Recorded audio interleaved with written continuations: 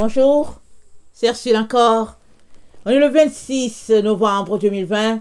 Alors, je viens sans la trompette aujourd'hui encore et je viens proclamer le retour de notre Seigneur Jésus-Christ. Béni soit son nom. Amen. Alors, aujourd'hui, je viens vous apporter, un message ou bien une petite révélation du Seigneur. Amen. Alors, c'est sûr que hier, j'avais planifié de continuer dans ma série Apocalypse à votre portée. Amen. Me plongeant dans le livre d'Apocalypse. Amen. Mais le Seigneur est tellement bon que ce matin, quand il m'a réveillé à 3h15, il m'a réveillé avec Ésaïe 27. Amen. Alors, Ésaïe 27. Alors, je me suis arrêtée, je me suis levée dans mon temps de prière et j'ai décidé de lire Ésaïe 27. Alors, figurez-vous que j'ai de la difficulté à sortir de là pour aller prier parce que c'était tellement extraordinaire tout ce que mes yeux découvraient. Amen. Alors, aujourd'hui, je viens donc vous apporter Ésaïe 27 comme la suite de Apocalypse 12. Amen. Ça fait suite, c'est vraiment... En tout cas, il n'y a que le Seigneur qui peut nous révéler cela. Amen. Il n'y a que le Seigneur. Alors, je suis sûre que vous avez dû... il vous est déjà arrivé de lire des passages de la Bible et puis de ne rien comprendre. Alors, rien comprendre. Et puis, un jour, allez, la lumière vient. Et ça, c'est le cas d'Ésaïe 27. Où la lumière est venue. C'est sûr que dans l'étude...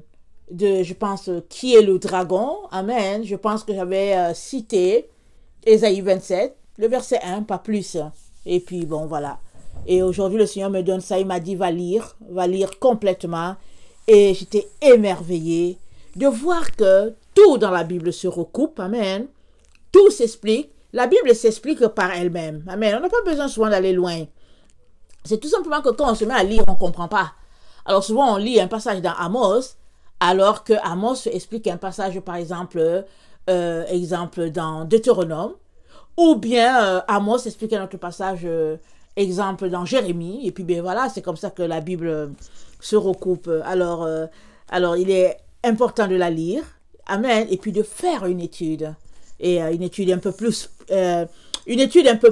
poussée, amen.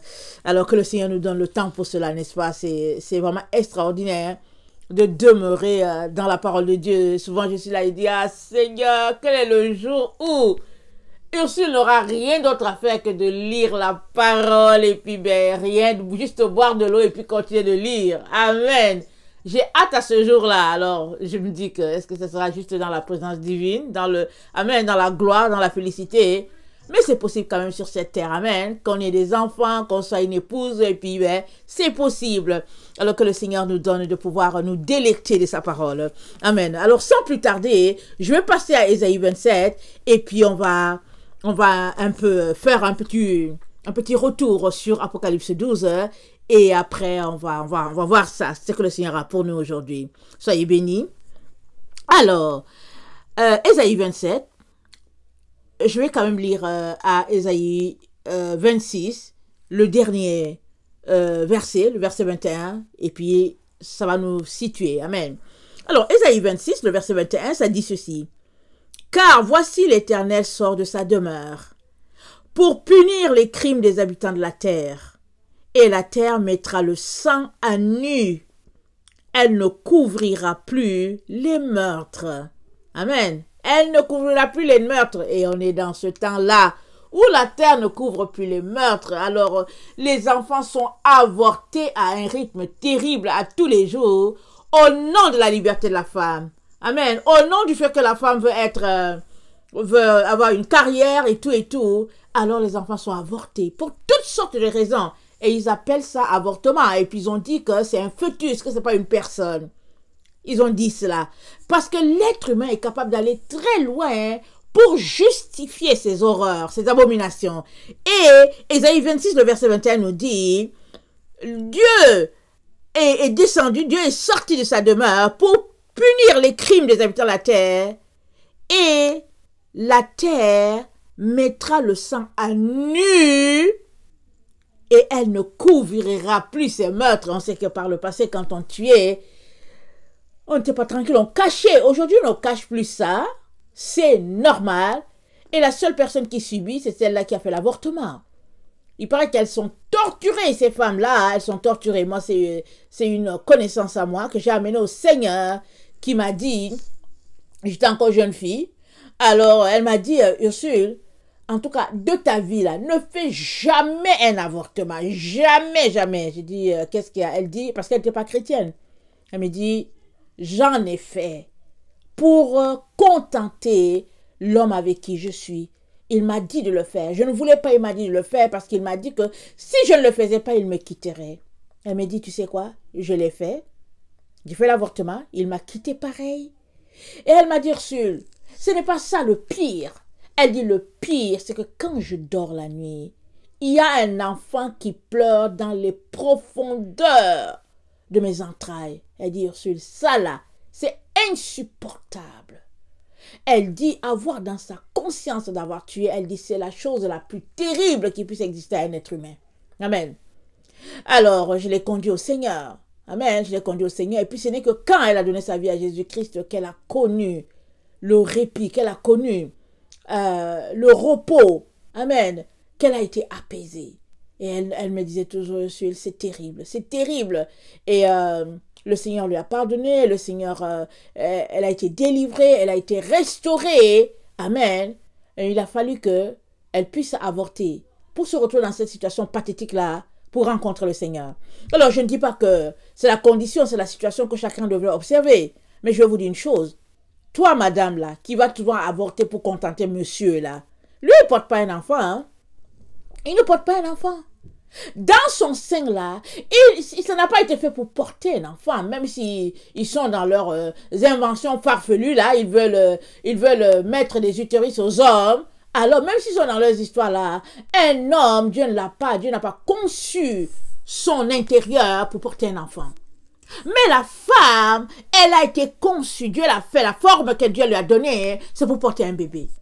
Alors, que ce soit une situation de viol, peu importe la situation, ma soeur, ou bien ma fille, ou bien, chère dame, chère demoiselle, jamais ne prends sur toi d'enlever une vie au nom du fait que ceci s'est passé ou cela. Jamais ne prends sur toi ce compte-là. Jamais. Parce que c'est la mort. Parce que tu deviens meurtrière. Parce que l'homme là qui te dit, allons-y, va avorter, ben lui, sa conscience, même si ça le dérange, il va vivre tranquille. Mais toi là, parce que l'enfant, il sort de toi. Il sort de tes cellules. Alors tu peux imaginer que sera ta vie. Tu peux imaginer que toi, une femme, une mère, que tu aies éliminé ton propre fruit. Alors là, ça c'est, je sais pas. Ça c'est la chose. Je m'arrête souvent, je dis je comprends pas. Je comprends pas. Mais Dieu est bon pour restaurer. Amen. Si toi, tu fais partie de ceux-là qui ont enlevé un enfant un jour, au nom du fait que c'est un fœtus, sache que reconnais d'abord que c'est un meurtre. Reconnais que tu as tué.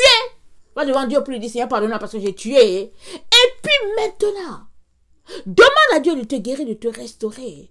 Et décide de ne plus faire cela. Parce que la repentance, c'est quoi?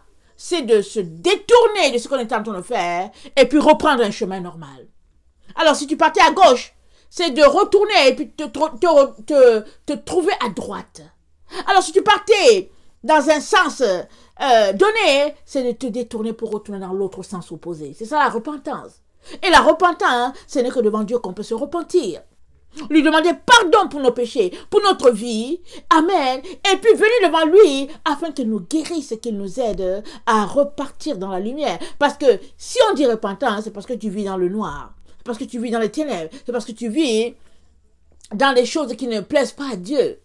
Mais aujourd'hui, l'ennemi a fait que le bien appelé mal et le mal est appelé bien. C'est pour cela que Dieu dit ici, dans Ésaïe 26, le verset 21, qu'ils ne couvriront plus leurs meurtres. Et ça, c'est notre génération. Mais pour toi qui crains le nom de l'Éternel, crains Dieu. Tu ne sais pas ce que cet enfant-là est venu faire sur la terre. Et il est toujours un cadeau, peu importe qu'il fasse ta joie ou pas, il est un cadeau de l'Éternel. Ne te lasse pas de porter ce bébé-là jusqu'à terme, et puis ne te lasse pas de le bénir, de prier pour lui, parce que faisant cela, tu le ramèneras à la maison du Père. Tu le ramèneras à la maison, et il pourra, amen, faire ce qu'il n'a pas pu faire sur cette terre. Amen, que le Seigneur bénisse sa parole, cette graine-là que j'ai semée en toi. Reçois cela, ma soeur. Amen, reçois cela. Et puis, si tu as commis un meurtre, viens devant Dieu, enlève la culpabilité, ok? Enlève ça de ton esprit. Prie, enlève la culpabilité. Et dis merci à Dieu. Tu demandes pardon, et tu dis merci de te pardonner pour ce que tu as fait. Ne demeure pas dedans. Ne demeure pas là en train de croupir sous le poids du péché, de la honte d'avoir fait cela. Ne croupis pas sous ce poids-là. Réveille-toi et relève-toi. Amen. Viens devant Dieu. Pleure si tu veux pleurer. Pleure complètement. Et après, dis merci à Dieu de t'avoir donné, d'avoir cette information-là, et repars à zéro avec ce Dieu-là. Alors, Ésaïe 27, le verset 1. En ce jour, l'Éternel frappera L'Éternel frappera de sa dure, grande et forte épée, le Léviathan, serpent fuyard, le Léviathan, serpent tortueux, et il tuera le monstre qui est dans la mer. Ça, j'ai lu dans Louis II, je vais lire dans Tob, ok? Je voulais lire dans Tob, et puis j'ai commencé à lire dans Louis II.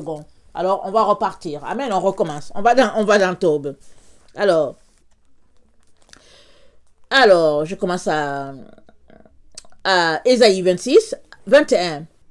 Car voici le Seigneur qui sort de sa demeure pour demander compte de leurs crimes aux habitants de la terre. Et la terre laissera paraître le sang, elle cessera de dissimuler les victimes. Ce jour-là, le Seigneur interviendra avec son épée acérée, énorme, puissante, contre le Léviathan, le serpent fuyant, contre le Léviathan, le serpent tortueux. Il tuera le dragon de la mer. Ce jour-là, chantez la vigne délicieuse. Moi, le Seigneur, j'en suis le gardien. À intervalles réguliers, je l'arrose, de peur qu'on y fasse interruption. Je la garde nuit et jour. Je ne suis plus en colère. Si je trouve des épines et des ronces, je donnerai l'assaut. Et en même temps, j'y mettrai le feu. Mais celui qui me prendra pour rempart avec moi fera la paix et fera la paix avec moi. Dans les jours à venir, Jacob poussera des racines, Israël fleurira et donnera des bourgeons, il remplira le monde de ses fruits, parlant d'Israël. Les a-t-il frappés comme il a frappé ceux qui les frappaient? Les a-t-il massacrés comme il a massacré ceux qui les massacraient?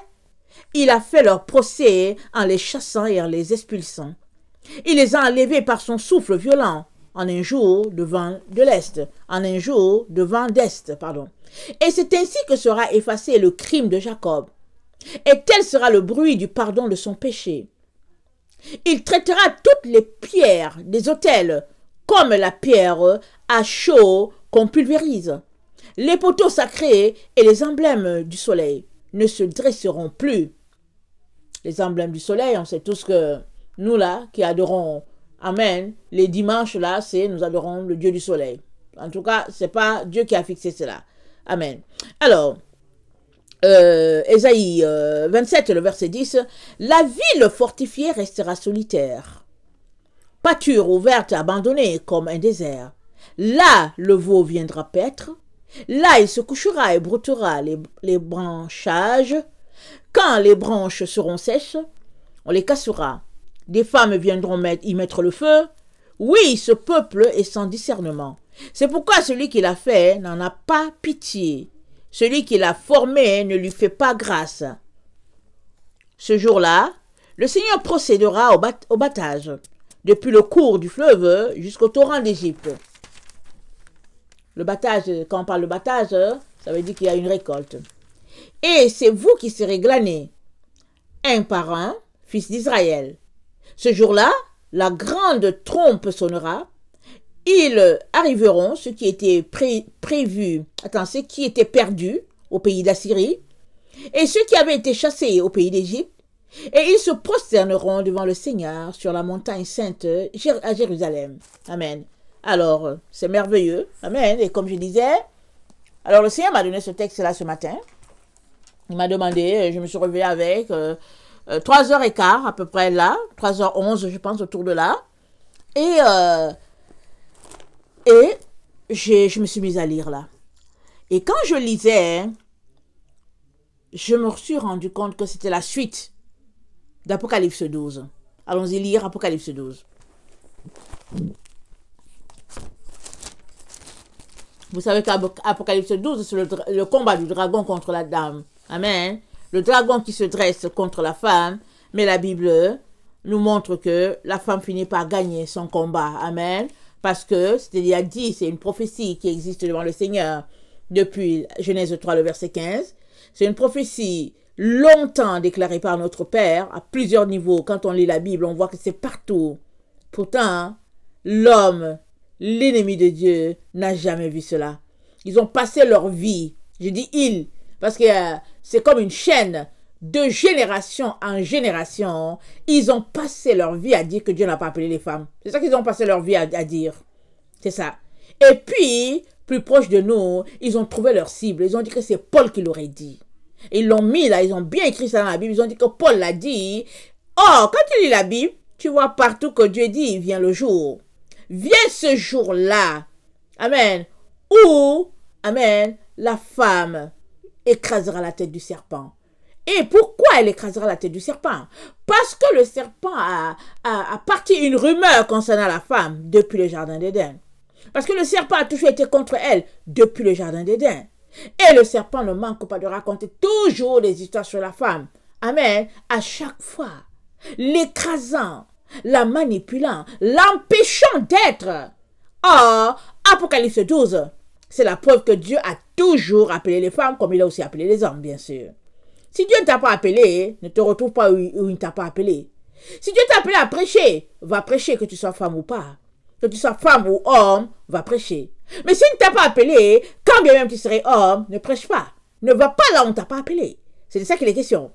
Mais nos églises, pour une raison que je ne me suis jamais expliquée, une fois que tu es un homme, surtout si tu as un diplôme, on te place là. Alors que tu viens de devenir chrétien, tu es chrétien, tu as 6 mois de chrétienté, on te place pour enseigner. Oh, la Bible a dit, ne donnez pas de responsabilité à un nouveau chrétien. Ils ont rempli nos églises, amen, ils ont rempli les églises de Jésus-Christ des doctrines de démons. Amen. Des théories que Dieu n'a jamais établies. Alors, ils ont donné la place, la chair à des gens qui ne devaient pas être en chair. Ils ont été rendus orgueilleux, méprisants de Dieu. Ils ont donné la chair à des personnes que Dieu n'avait jamais appelées. Et les personnes qui les enseignent. Et ils enseignent de manière intellectuelle. Amen. Parlant du créateur de tout l'univers. Ils enseignent d'une manière désinvolte, parlant de celui-là qui nous a fait. Voilà où est rendue l'Église de Jésus-Christ. Et ça, c'est quoi? C'est la pensée romaine qui s'est infiltrée, comme je l'ai déjà partagé hier, au concile de Nicée, en 325. C'est là qu'il a été décidé que, désormais, le culte et l'adoration sera fait selon la pensée romaine. Selon la pensée romaine. Or, nous savons tous que le salut nous vient des Juifs. Et nous savons tous que les 10 commandements ont été donnés par le Dieu, créateur de l'univers, à Israël, amen, qui est supposé de répandre la gloire de Dieu sur toute la terre. C'est pas les Romains. Depuis quand les Romains connaissent Dieu jusqu'à ce qu'ils vont nous dire comment nous comporter. Alors, ils ont infecté l'église de Jésus-Christ. Et puis, l'ont rempli de sorcellerie, la franc-maçonnerie et toutes sortes d'histoires. Et puis, aujourd'hui, au finish, ils nous disent que dans les églises, on devrait porter les masques. Donc, voilà. Conclusion de toute la marche de l'église de Jésus-Christ depuis le 1er siècle, depuis que le sang des apôtres a coulé, le sang a coulé, conclusion, 21e siècle, l'église de Jésus-Christ est appelée à adorer Dieu le Père avec un masque sur le visage. Mais comble de malheur, ils sont d'accord avec. Les pasteurs sont remplis sur la terre, encourageant leur congrégation à porter le masque pour adorer Dieu. Ils ne réalisent pas qu'ils sont dans l'abomination la plus totale. Et ils sont là, ils prient pour que Dieu vienne les délivrer. Abomination, dit l'Éternel. Ils sont atteints d'un esprit de confusion. Ils sont là confus. Et puis, ils espèrent que Dieu les sauvera. Ils espèrent que Dieu viendra et il les fera sortir de là. Mais je l'ai déjà dit, de la part de l'Éternel, le ciel n'est pas un dépotoir.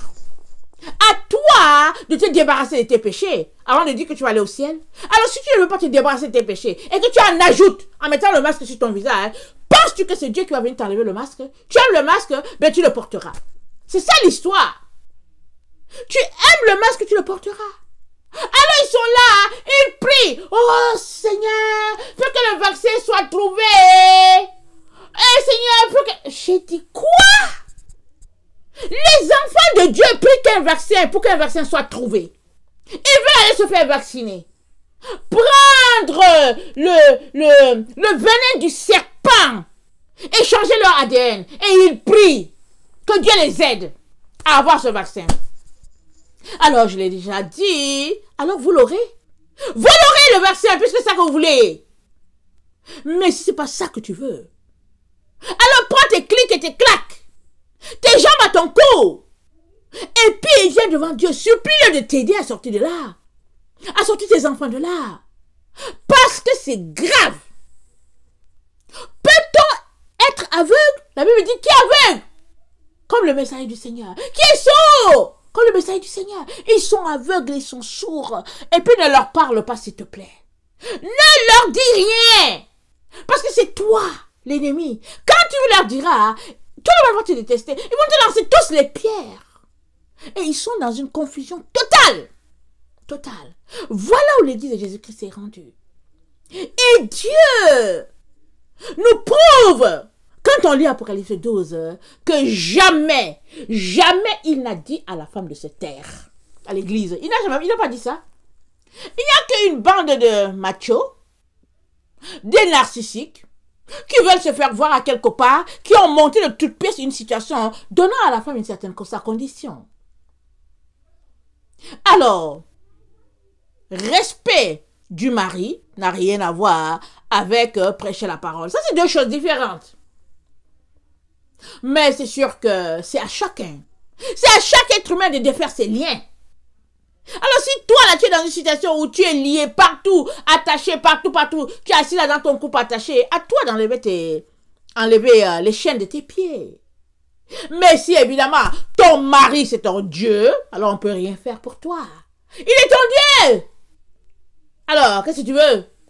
Mais si c'est l'Éternel des armées célestes qui est ton Dieu, alors tu sauras comment enlever tes pieds de cette histoire-là, tout en restant dans ton couple, bien sûr. Parce que Dieu a dit, Dieu est le divorce. Il est le divorce. À moins qu'il te dise que, hey, ici, là, vite, avant qu'on te tue dans cette situation-là. Mais si tu ne l'as pas dit, en tout cas, tu es là.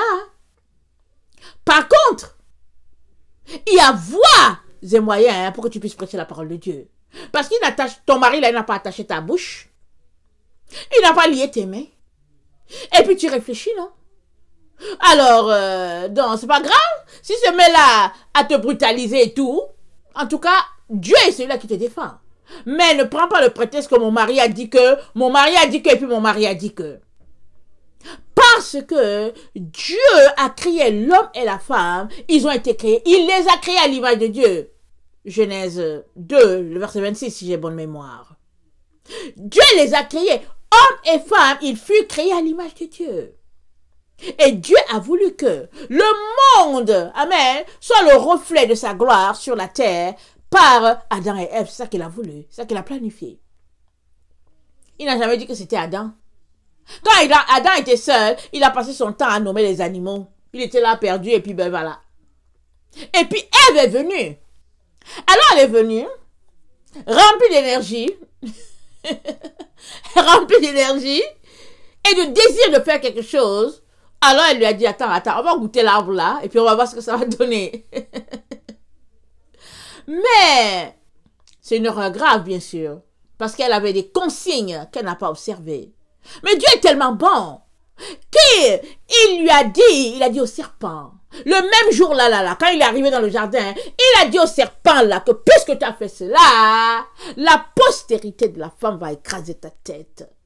Toi là, tu vas juste blesser son talon, dans le sens que le talon, nous savons que c'est la fin. C'est la fin d'une chose. Tu blesseras.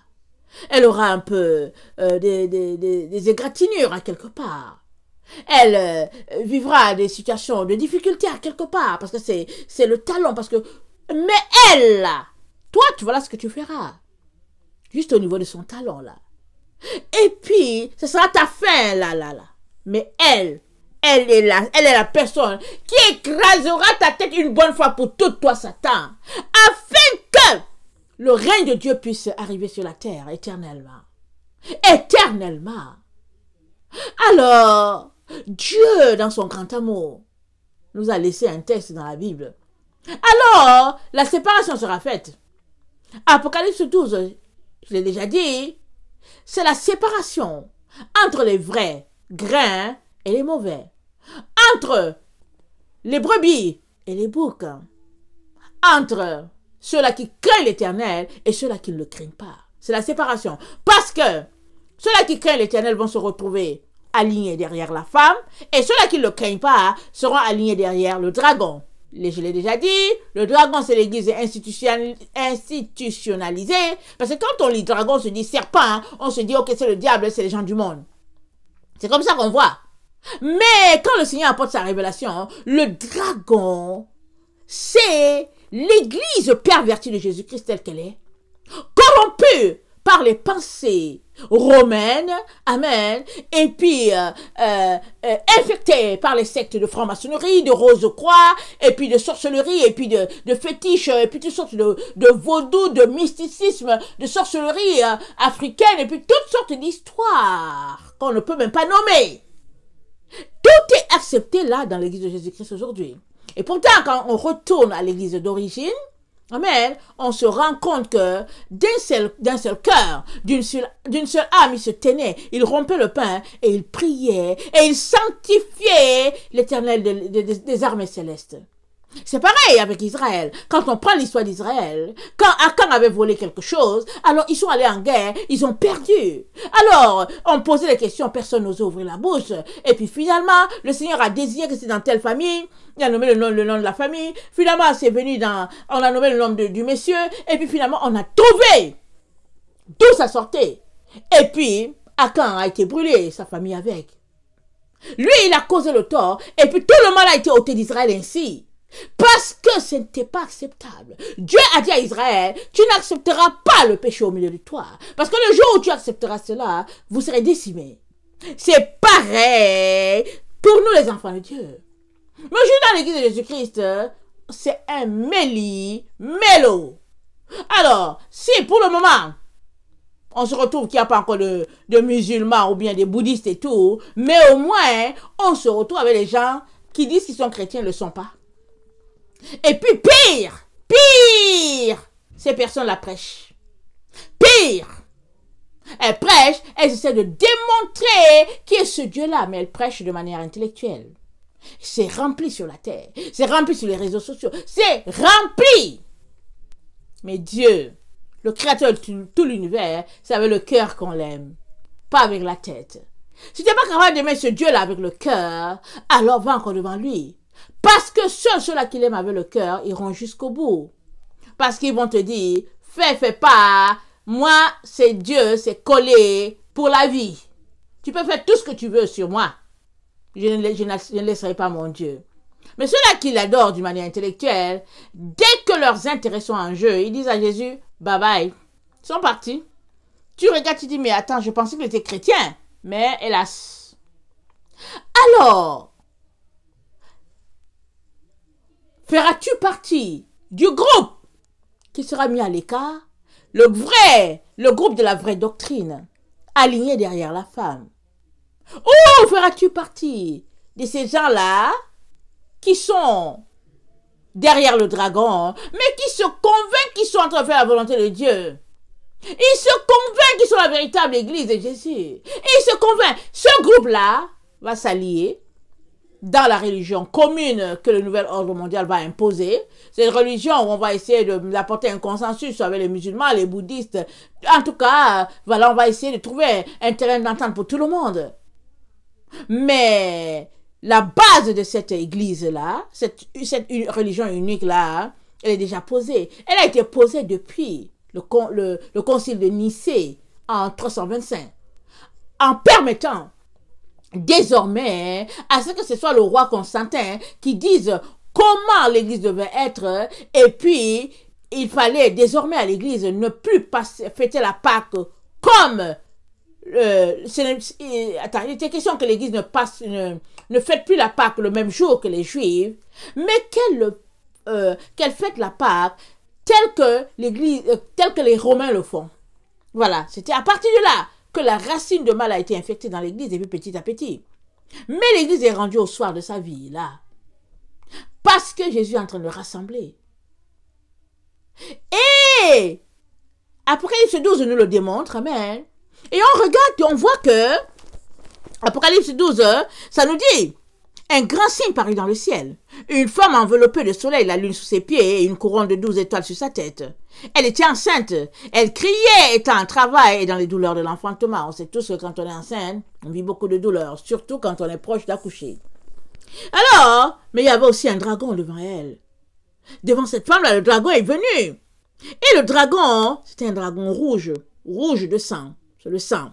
Amen. Alors, cette tête, amen, 10 cornes, les autorités, amen, 7 têtes. Alors, on a vu en détail que les 7 têtes, amen, c'est plus en détail à Apocalypse 13, amen. Alors, des 7 têtes-là, il y a une petite tête qui sort, qui est la petite corne, la personne, la bête qui sort de l'abîme. Mais c'est un groupe, amen, c'est comme une seule personne. Les 7 têtes-là, c'est comme une seule personne. Alors, si on veut mettre tout ça ensemble, c'est comme si les 7 têtes-là, ça fait 1 plus 10 cornes. C'est comme si ça fait 11 personnes en tout. Parce que les 7 têtes fonctionnent avec un seul gouvernement comme si c'est une seule personne. 7, bien sûr, pour imiter Dieu. Hein? Amen. Pour imiter le chiffre parfait de Dieu. Alors, il se retrouve à être 7 personnes comme pour trouver une perfection à quelque part. Mais la Bible nous dit, c'est des hommes. Il demeure 6. C'est tout. 6, c'est le chiffre de l'homme. Amen. Alors, cette église là-dedans, attendez, où est-ce que j'en venais? Alors, voilà, le dragon se dresse devant la femme. Il se dresse devant la véritable doctrine. Il y a une barrière. Il n'aimerait pas que la véritable église de Jésus-Christ puisse émerger.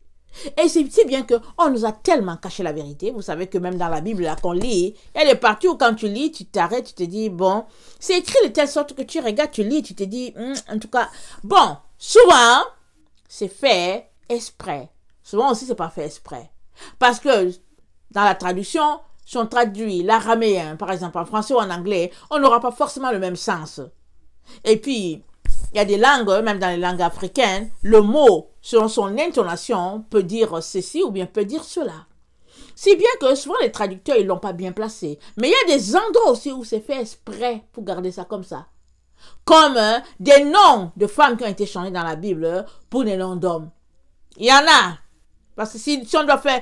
Quand le moment viendra qu'on fasse une étude sur si Dieu a appelé la femme ou pas, en tout cas, les noms ont été changés là-dedans. Et on a mis ça comme un nom d'homme, alors que ce sont les femmes. Parce qu'on ne veut pas, on ne veut pas. Satan ne veut pas que la femme sache l'autorité que Dieu lui a donnée pour pouvoir apporter la parole de Dieu, pour pouvoir ramener les âmes perdues vers Dieu. Et puis l'homme, on ne peut pas savoir pourquoi, a toujours eu cette envie-là, en tout cas la plupart, d'écraser la femme. Pour quelle raison? On ne sait pas. Et on est dans le temps où Dieu, le Dieu de la vengeance, le Dieu de la rétribution, c'est le Dieu de justice aussi. Alors, il l'avait dit dans le jardin d'Éden, il a dit au serpent, la femme, sa postérité t'écrasera la tête. On est dans le temps. Il s'est sorti de la bouche de l'Éternel et il a dit quoi? Une parole qui sort de lui, elle ne retourne pas sans avoir accompli. C'est pourquoi elle est sortie. Alors, la parole est sortie depuis le jardin d'Éden et on est dans le temps où elle doit retourner au Père pour dire j'ai été accompli. Parce que c'est la parole qui s'accomplit. Mais pour que la parole s'accomplisse, il faut qu'une personne soit trouvée. Alors, le Père, il a trouvé. Il a trouvé la personne. Amen. Qui pourra se tenir là, amen, pour pouvoir faire tête au dragon et puis écraser la tête de ce serpent-là. Il l'a trouvé. Et dommage, pour ceux-là qui combattent la femme, dommage que ce soit une femme. Mais c'est écrit. Si les gens pouvaient changer Apocalypse 12 pour mettre un homme là-bas, ils allaient changer. Mais ils n'ont pas réussi à le changer. On ne peut pas changer. Et Dieu nous dit que l'histoire ne s'arrête pas là. Parce que quand on lit Apocalypse 12, on arrive au niveau où... Attendez, le Apocalypse 12, le verset 14. Je vais commencer au verset 13. Apocalypse 12, le verset 13. Quand le dragon vit qu'il avait été précipité sur la terre, il poursuivit la femme qui avait enfanté l'enfant mâle.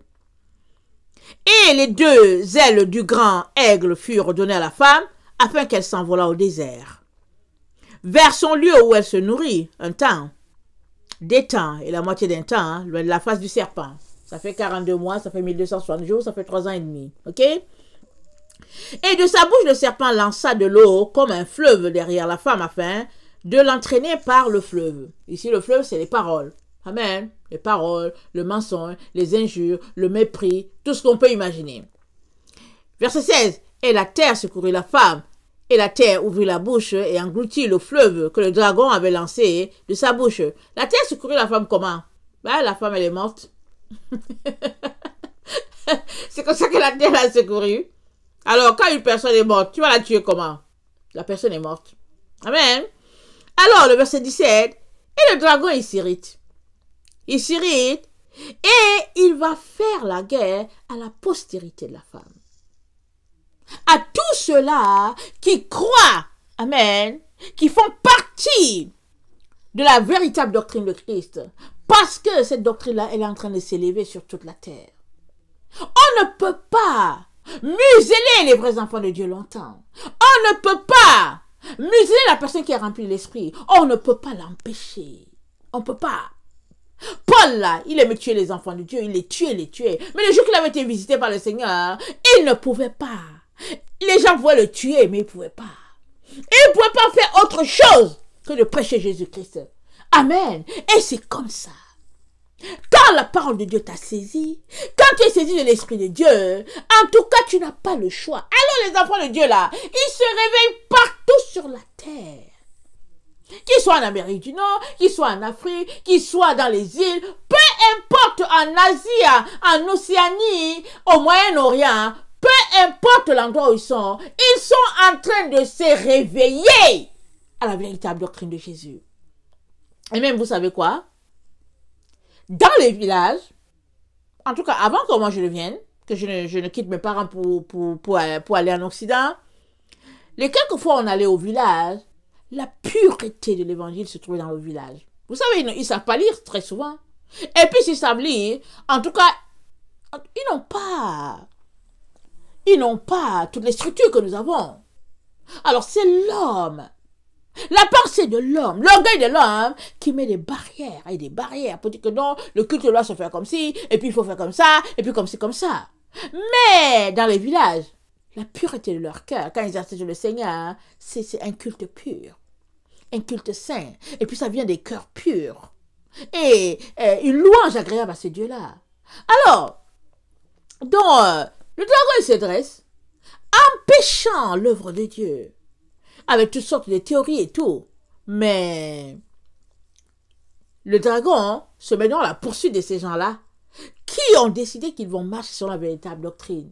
Et je sais que, là vous êtes en train de m'écouter, je sais que je ne vous connais pas tous, amen, mais je sais une chose.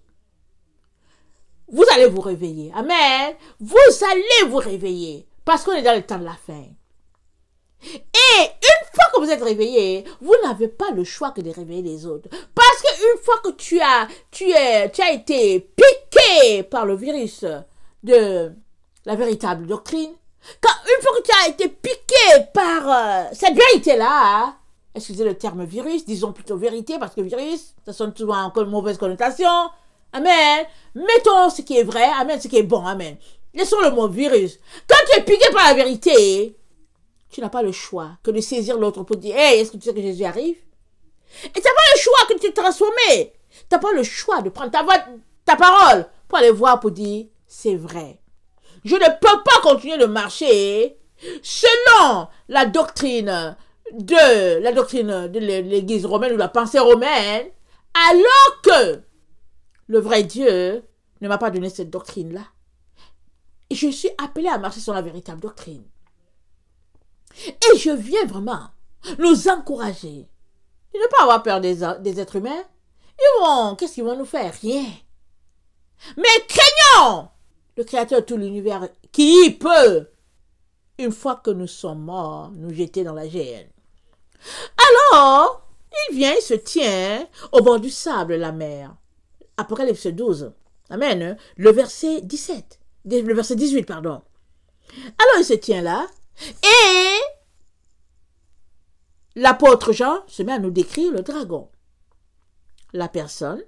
Amen. Et puis le dragon. L'organisation. Il nous décrit quels sont ceux-là qui forment le dragon. Amen. Il le décrit. Amen.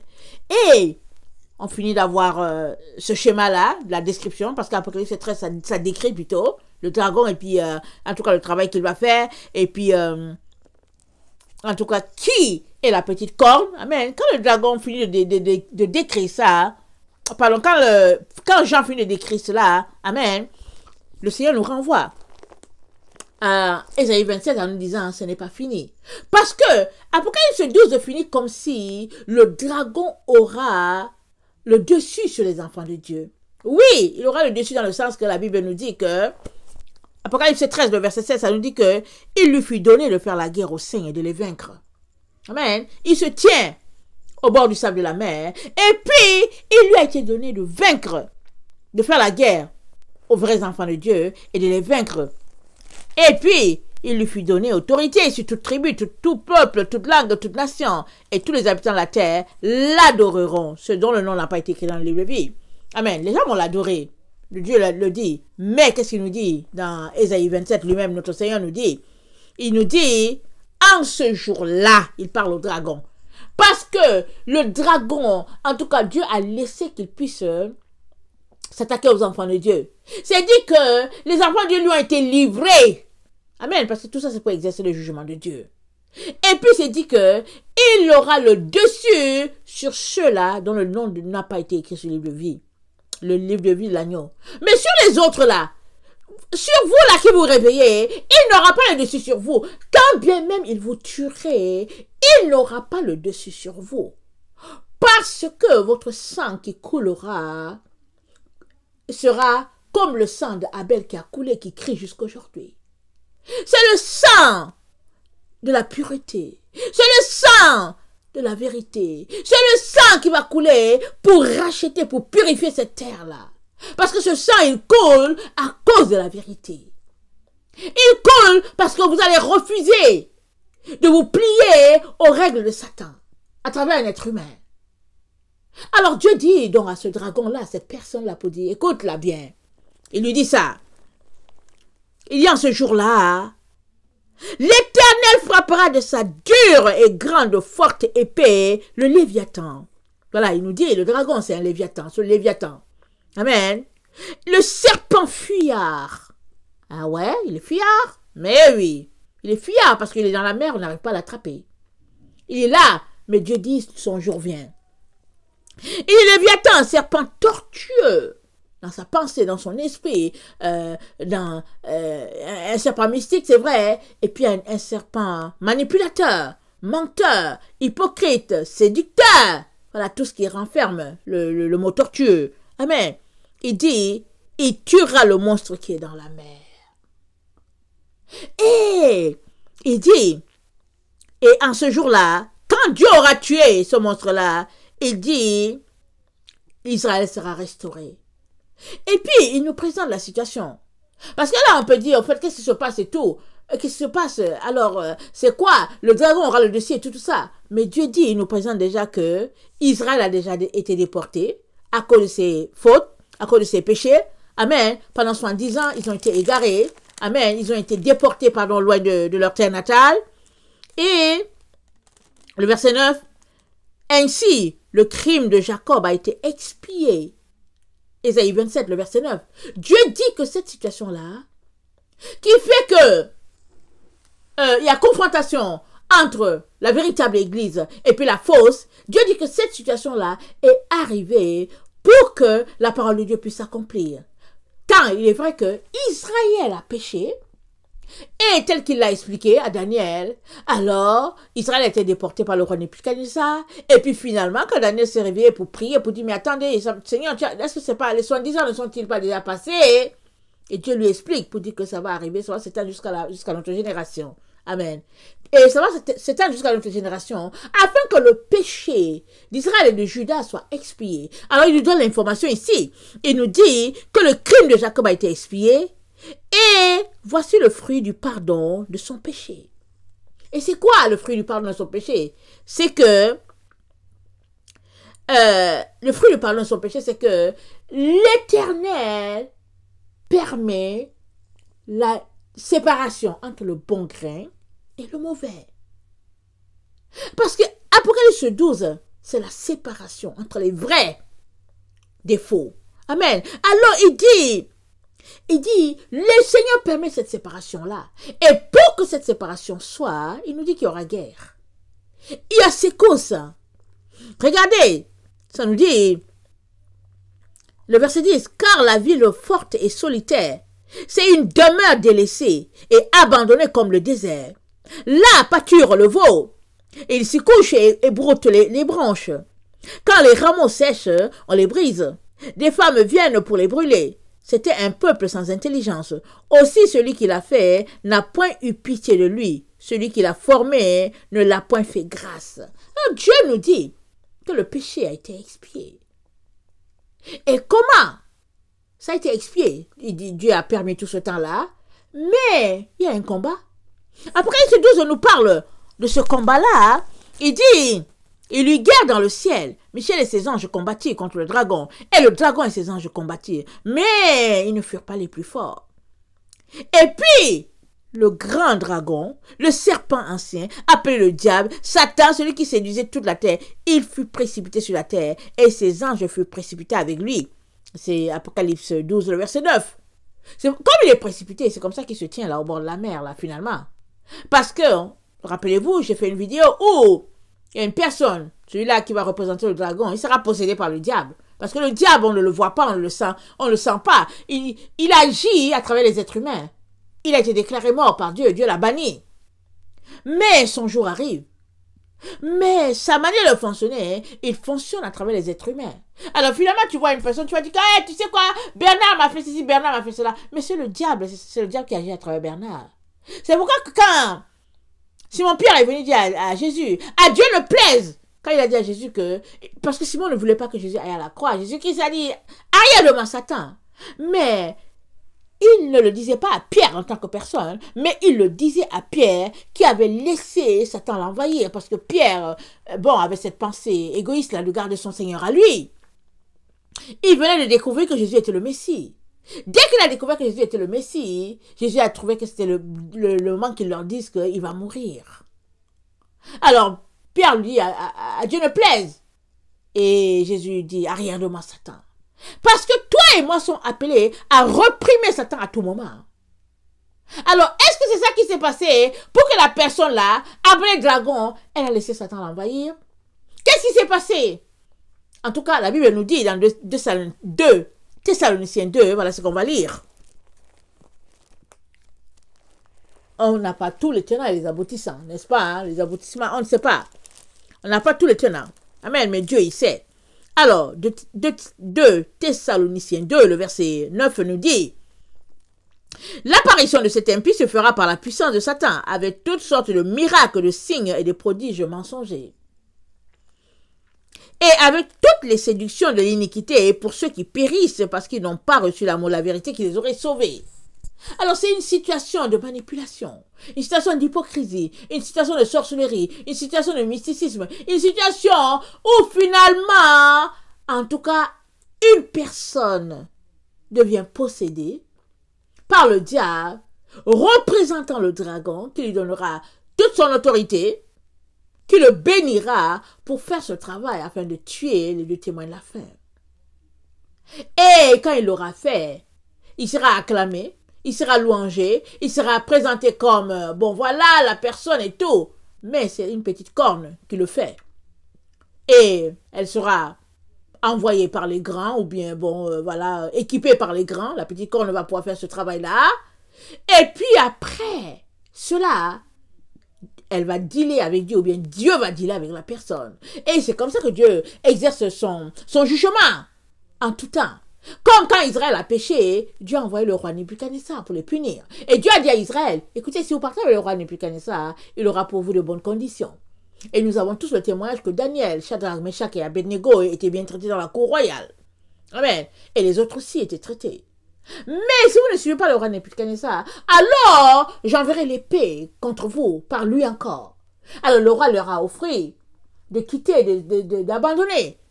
Parce que Dieu a utilisé le roi Nebuchadnezzar pour donner une punition à Israël. Et c'est la même chose. C'est la même chose que Dieu fait aujourd'hui encore. Il donne à ces enfants-là qui se sont alliés avec le dragon, il leur donne d'être séduits par le dragon.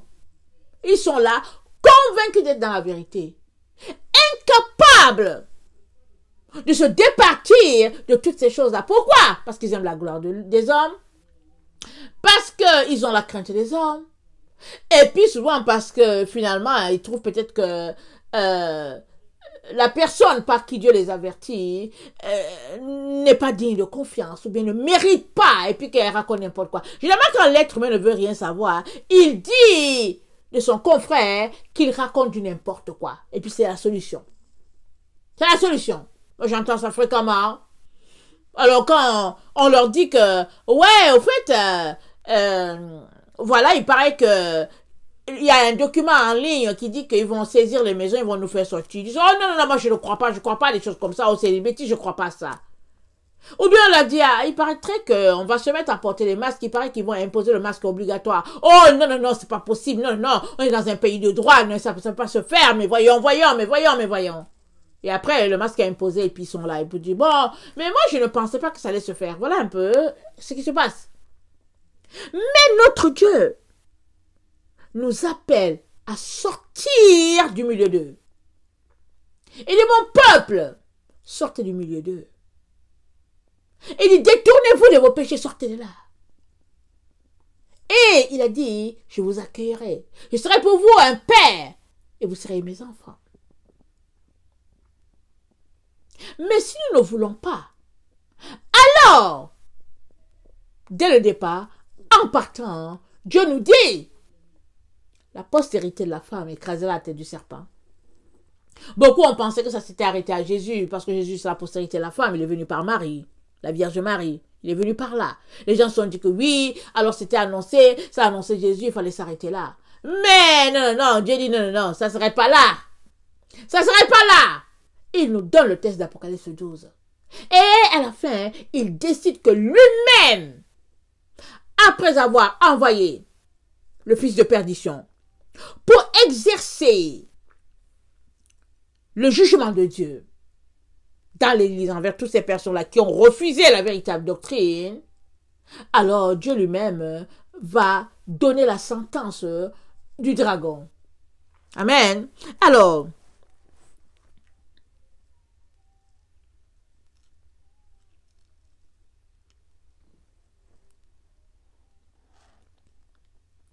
il dit au dragon, attendez, en ce jour-là, 27, le verset 1, l'Éternel frappera de sa dure et grande épée, et sa grande épée, et sa grande et forte épée, le Léviathan serpent fuyard, le Léviathan serpent tortueux, et il tuera le monstre qui est dans la mer. Attendez, il faut que je regarde mes notes.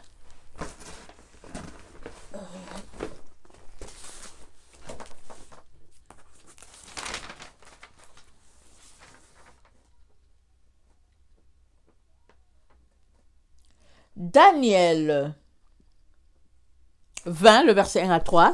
Attendez, excusez. Apocalypse 20. Excusez-moi. Apocalypse 20, le verset 1 à 3, ça dit ceci.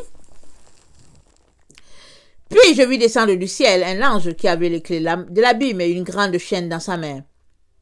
Il saisit le dragon, le serpent ancien, qui est le diable et le Satan, et le lia pour 1000 ans. Il le jeta dans l'abîme, ferma et scella l'entrée au-dessus de lui, afin qu'il ne séduisît plus les nations, jusqu'à ce que les 1000 ans fussent accomplis. Daniel 7, le verset 11 à 12. Daniel 7, le verset 11 à 12. Ça dit ceci.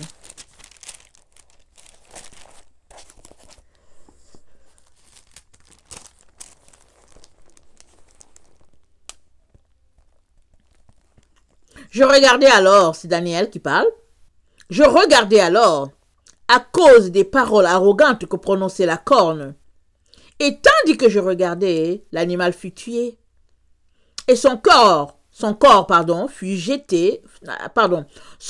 fut anéanti, livré au feu pour être brûlé. Verset 12. Les autres animaux furent dépouillés de leur puissance, mais une prolongation de vie leur fut accordée jusqu'à un certain temps. Ouais, le dragon, c'est dit, la petite corne, c'est pas la petite corne, la corne fut tuée. Amen. Alors, Dieu nous présente Apocalypse 12 et Ésaïe 27, c'est la suite. Parce que si ça s'arrêtait juste là à 12, bon, c'est comme si, finalement, c'est la défaite totale du groupe des gens qui sont pour la vraie doctrine. Mais Dieu nous dit que non, le mot final, c'est à lui. Et il nous montre que c'est dans Ésaïe 27. Et puis, il nous dit, il nous donne l'information qu'Israël rentrera à la maison. Parce que nous savons tous qu'Israël a été dispersé, n'est-ce pas? Nous le savons. Alors, tous ceux-là qui sont là, dans l'Israël qui est là, au Moyen-Orient, là, tel que vous le voyez là, c'est pas les vrais juifs qui sont là-bas. Ce n'est qu'un tissu des gens, une mafia religieuse là, ils ont l'argent, ils ont tout, et puis ils sont assis là, ils se disent qu'ils sont le peuple acquis, et puis et puis, c'est pas les vrais. Est-ce que parmi les enfants de Jacob là, vous avez vu qui s'appelle les Askinaki ou bien je sais pas quoi là, est-ce que vous en avez vu? Il n'y en a pas. Alors, c'est ce groupe-là, le Commonwealth, qui a établi une Israël politique. Alors, ils ont mis là. Mais ce qui est pire, c'est que ces enfants de Dieu-là, qui disent qu'ils sont membres de l'église, là, qui suivent le dragon, là, ils envoient leur argent, ils disent qu'ils vont construire le 3e Trump, et puis il faut soutenir Israël, et puis tata. Mais c'est qui est Israël? Israël est où? Israël a été dispersé. Israël a été dispersé. Et puis on ne veut même pas, on ne veut rien savoir des vrais juifs là, on ne veut pas. En tout cas, je ne dis pas que, parce que les juifs, les vrais, les enfants d'Abraham, ils sont de toutes les races. Ils sont des 4 races. C'est la race blanche, la race rouge, la race jaune, la race noire. Si on peut le dire ainsi, ils sont des 4 races. Mais ceux-là qui sont là, sur la terre, la petite corne comme une épine là, qui sont là, ceux qui sont installés là, en train de faire toutes les manigances sur la terre. Où est la preuve que c'est les enfants d'Abraham? Si c'était les enfants d'Abraham, ils se comporteraient comme Abraham. Jésus-Christ a dit quoi? Il a dit, je suis venu au nom de mon Père, mais vous m'avez rejeté. Mais quand un autre venait, si un autre venait en son propre nom, vous le recevrez. C'est pourquoi ils recevront l'Antichrist. Ils recevront l'ennemi de Dieu, marchant à ses ordres jusqu'à ce que leurs yeux s'ouvrent. Alors, dans Ésaïe 27, donc, il nous dit, le verset 12, il nous dit, en ce temps-là, l'Éternel secourra des fruits, depuis le cours du fleuve jusqu'au torrent d'Égypte, et vous serez ramassés un à un, enfants d'Israël.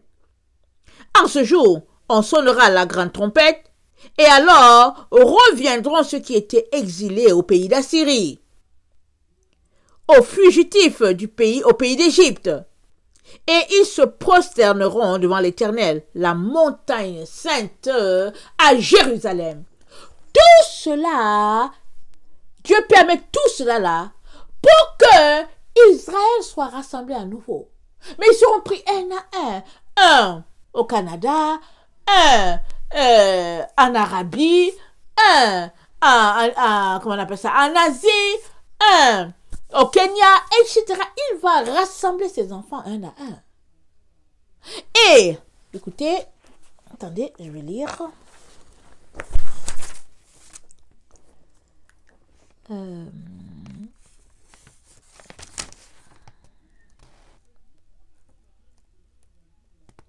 Michée 4, le verset 1 à 5 nous dit ceci. Michée 4,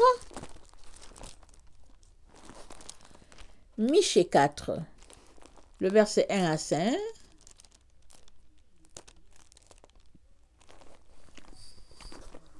Ça dit, il arrivera dans la suite des temps que la montagne de la maison de l'Éternel sera fondée sur le sommet des montagnes, qu'elle s'élèvera par-dessus les collines et que les peuples y afflueront. Des nations s'y rendront en foule et diront, venez, montons à la montagne de l'Éternel, à la maison du Dieu de Jacob, afin qu'il nous enseigne ses voies et que nous marchions dans ses sentiers. Car de Sion sortira la loi, et de Jérusalem la parole de l'Éternel. Il sera le juge d'un grand nombre de peuples, l'arbitre des nations puissantes, lointaines. De leurs glaives, ils forgeront des oyaux, et de leurs lances des serpes. Une nation une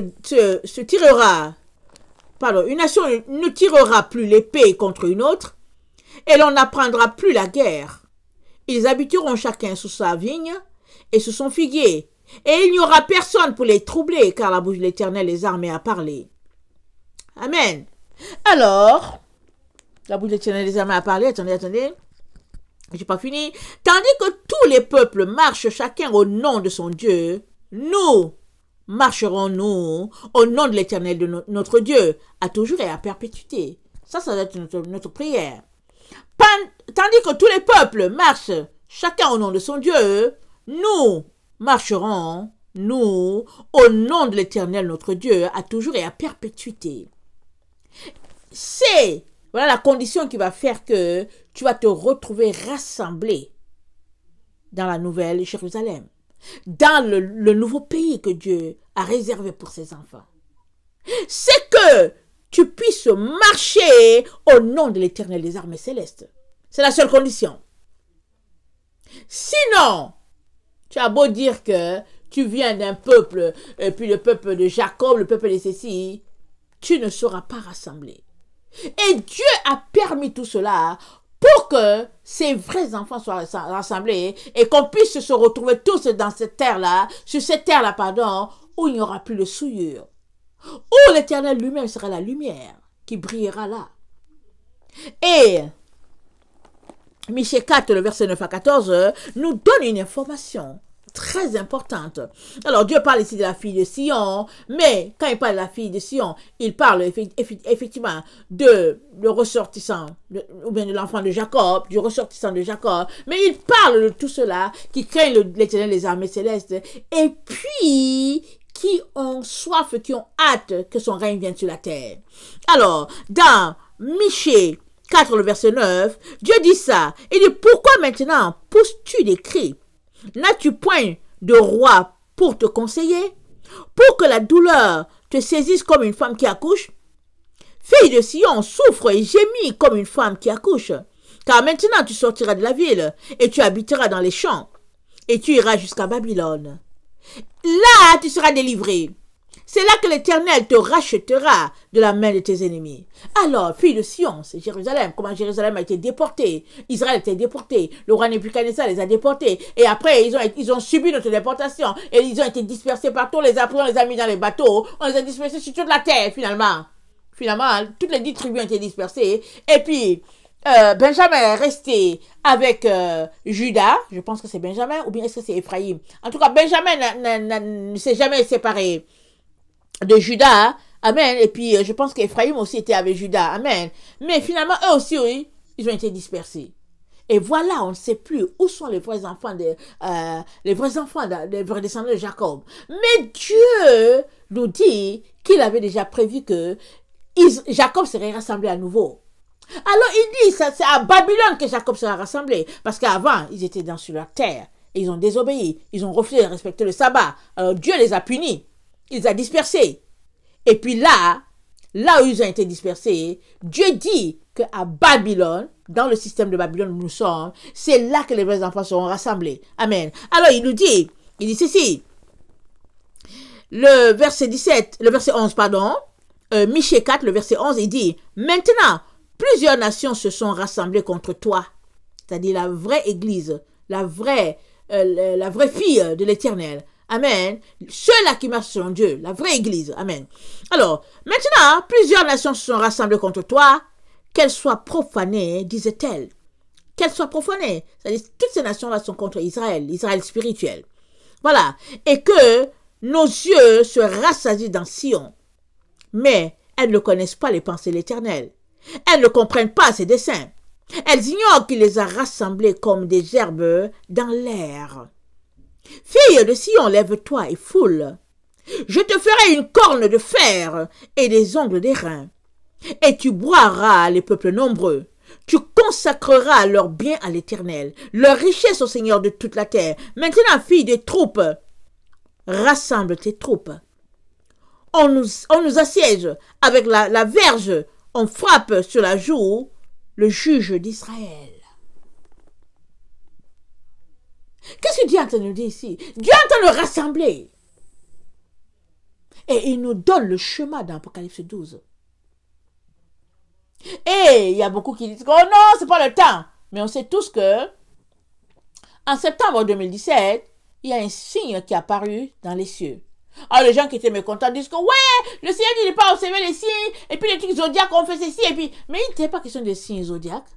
Il était question que dans le ciel, on a vu cette prophétie-là se dessiner parce que tout est dessiné dans le ciel.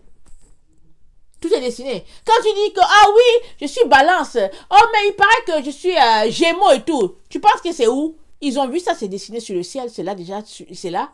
Quand le mois vient, ou le mois c'est le mois de balance, alors on voit dans le ciel l'endroit, le ciel étoilé, on voit que le signe qui est là, c'est une balance qui est là. C'est tout. Alors les gens ont vu que il y avait une femme là, et puis que c'était le temps, et que bon voilà, ça fait longtemps, en tout cas la dernière fois qu'on a vu une telle image, ça remontait à longtemps, et que la prochaine fois qu'on verra, en tout cas c'est encore très très loin, alors ils ont dit, on est dans le temps de la fin. On est dans le temps. Le temps où Israël, ou bien le temps où la femme, ou bien la fille de Ève, amen, tel que prophétisé par l'Éternel, Genèse 3,15, on est dans le temps où elle mettra son pied et écrasera la tête du serpent. Parce qu'il est important que cela arrive. Il est important que le règne de Dieu puisse être établi sur la terre à toujours et à perpétuité. Tel que décrit dans Apocalypse 21, où on a vu la Nouvelle Jérusalem descendre. Amen. Et comment ces 12 fondements, les 12 portes, et puis les pierres précieuses qui ferment cette ville-là. Mais c'est toi et moi qui allons former cette ville-là. Il n'y entrera ni impur, ni quelqu'un qui fait la magie, ni personne qui soit souillé. Et dans l'église de Jésus-Christ aujourd'hui, l'église qui marche selon le dragon, qui marche selon, la pensée romaine, dans cette église-là, tout est là-dedans, un méli-mélo de ces choses-là qui sont acceptées. Aujourd'hui, est-ce qu'on met encore les gens sous discipline? Mais non, on dit, il ne faut pas exagérer. Aujourd'hui, tout a été modifié dans les églises afin d'avoir le plus grand nombre de membres. Et puis d'avoir un peu les grands de la ville, les gens qui ont un peu les poches assez profondes, s'il vous plaît. Parce que c'est question de finances. C'est devenu lucratif. Aller à l'église. Voilà ce que l'église de Dieu est devenue. Voilà ce que Satan en a fait. Et puis voilà ce que nous, en tant qu'humains, qui nous réclamons de Dieu, avons laissé Satan faire. Mais Dieu, dans le temps où nous sommes, il fait la séparation. Il nous donne l'Apocalypse 12 qui est la séparation. Et il nous parle aujourd'hui de Ésaïe 27 en nous disant que, à la fin là, au finish là, quand le combat là, quand il y aura cette séparation là, il dit, quand le dragon aura exercé le jugement et puis fait du mal aux enfants de Dieu et tout cela, il dit à la fin, moi-même l'Éternel, je vais régler son cas. Je vais régler son cas. Parce qu'il faut que Israël soit rassemblé à nouveau sur la terre que je lui ai donnée, que j'ai promis à Abraham. Les gens sont en train d'arracher ça. Les gens l'ont arraché. Ça dit, tu t'arrêtes, tu te dis, mais c'est quoi le problème? Tu ne sais pas. Tu regardes cette petite terre-là, telle qu'elle est la petite, mais tout le monde veut ça. Pourquoi? Parce que Satan veut toujours ce que Dieu a. Il se confronte à Dieu. Et Dieu, dans son grand amour, nous dit de nous tenir du côté de la vérité. Parce que du côté de la vérité se trouve Dieu. Mais si par contre tu aimes le mensonge et l'hypocrisie et que tu restes dans les pratiques des églises entachées de la pensée du dragon, alors tu te retrouveras à être ennemi de Dieu, quoique tu aimes le Seigneur et que lui aussi il t'aime. Tu te retrouveras à être son ennemi. Et après avoir reçu ta sentence dans le feu, amen, tu périras tout simplement. Et ça, Dieu ne veut pas ça pour toi.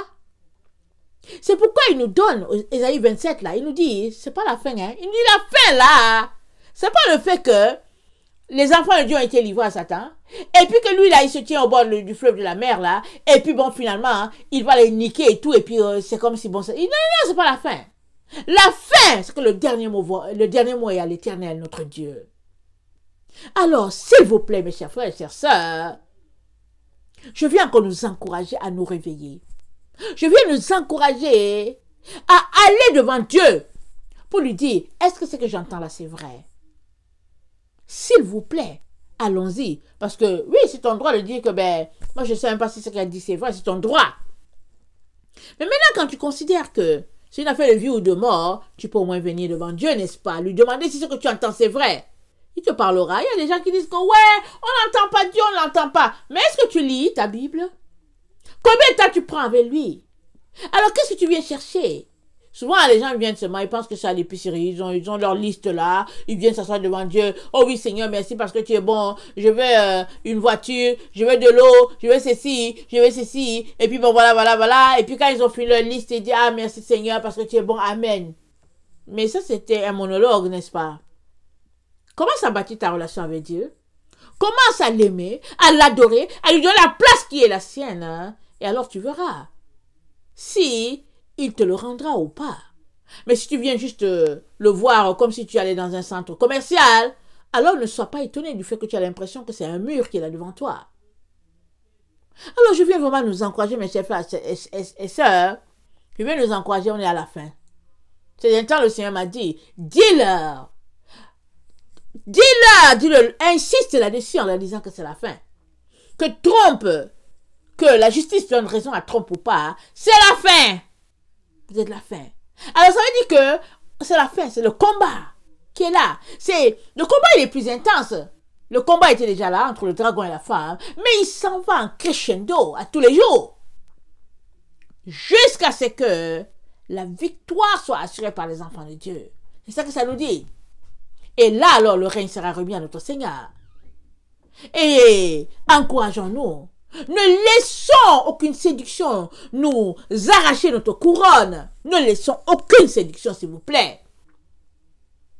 Que le Seigneur bénisse sa parole. Amen. Soyons fortifiés. Je vous encourage encore à aller lire Ésaïe 27. Et je vous encourage aussi à lire Ésaïe 27 en même temps que vous lisez Apocalypse. Amen. Parce qu'il y a des livres qui sont là dans l'Ancien Testament, et puis on a l'impression que c'est pour l'Ancien Testament, mais c'est le livre de notre temps, comme Ésaïe, comme Jérémie, comme Ézéchiel, comme Amos, Michée, Zacharie. Ça, c'est des livres de notre temps. Là où nous sommes là. C'est des livres qu'il faudrait lire en même temps qu'on lit Apocalypse. Ça va nous ouvrir l'esprit et on va comprendre beaucoup de choses. Amen. Que le Seigneur bénisse sa parole. Je vous aime beaucoup et Dieu davantage. Maranatha, Jésus revient. Amen. Amen.